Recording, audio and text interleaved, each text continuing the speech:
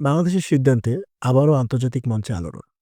সম্প্রতি বাংলাদেশের পক্ষ থেকে ভারতের উত্তর পূর্বাঞ্চলের সেভেন সিস্টার্স রাজ্যগুলিতে হাই স্পিড ইন্টারনেট সংযোগ দেওয়ার প্রস্তাব প্রত্যাহার করা হয়েছে।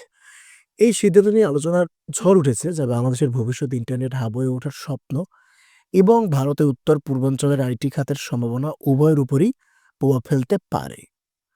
তো বাংলাদেশ প্রথমে একটি সাবমেরিন কেবলের মাধ্যমে সিঙ্গাপুর থেকে ভারতের উত্তর পূর্বাঞ্চলীয় সীমান্ত আখাউড়া পর্যন্ত হাই স্পিড ইন্টারনেট সংযোগ দেওয়ার প্রস্তাব দেয়।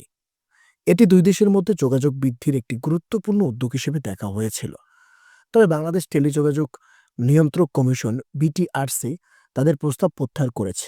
কারণ হিসেবে বলা হয়েছে, এই সংযোগ বাংলাদেশের নিজস্ব ইন্টারনেট হাব হয়ে ওঠার লক্ষ্যে বাধা সৃষ্টি করতে পারে। ভারত গত কয়েক বছর ধরে উত্তর পূর্বাঞ্চলের তথ্য প্রযুক্তি খাতে বড় ধরনের উন্নয়ন চালিয়ে যাচ্ছে।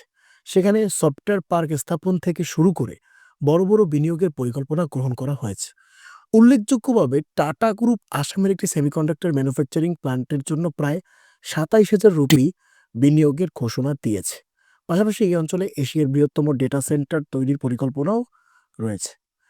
তো বিশেষজ্ঞদের মতে, বাংলাদেশের এই প্রস্তাব প্রত্যাহার ভারতের উত্তর পূর্বাঞ্চলের আইটি শিল্পের অগ্রগতিতে খুব বেশি প্রভাব ফেলবে না তারা ধারণা করছে।